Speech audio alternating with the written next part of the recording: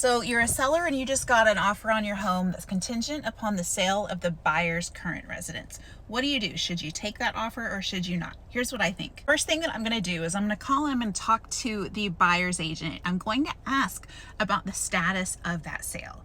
I'm going to find out, is the buyer's home currently on the market? Is it maybe already under contract? If it's under contract, how far in the process are they?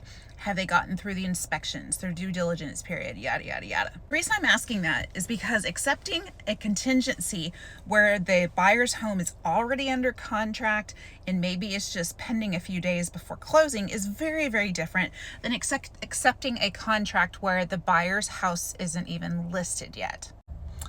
Oh yes, and as the listing agent, I'm probably also going to ask for proof of if there's an offer on the buyer's house.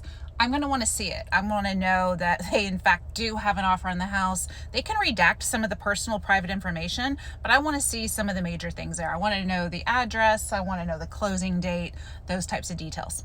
The next thing I'm going to do is I'm going to call the buyer's lender. I'm going to say, hey, I received an offer from your borrower, Mr. and Mrs. So-and-so, and it says here they're contingent upon receiving proceeds from the sale of their house at 123 Main Street. Are they truly needing to receive those proceeds, or could they move forward with the purchase of my listing even if they don't get those proceeds? In other words, could they carry two mortgages if they have to, or are they just really wanting to have this contingency there just in case, because they really don't want to have two mortgages, that kind of thing. Regardless, I want to know what they're capable of doing. All of these little tidbits of information are going to play into whether or not I, as their agent, recommend them to accept the contingent offer, or if we keep looking.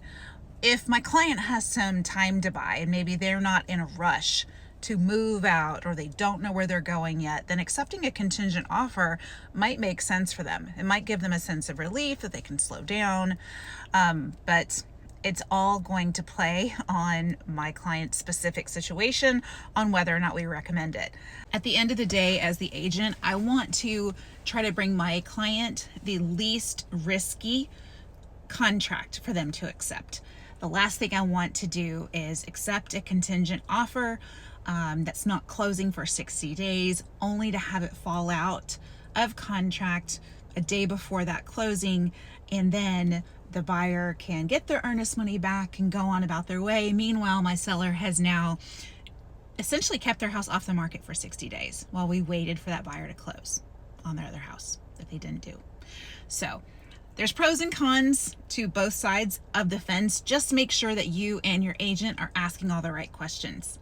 My name is Kim Dean. I'm a realtor here in the North Dallas suburbs. If you want to know more about the ins and outs of real estate here in Texas, go ahead and give me a follow.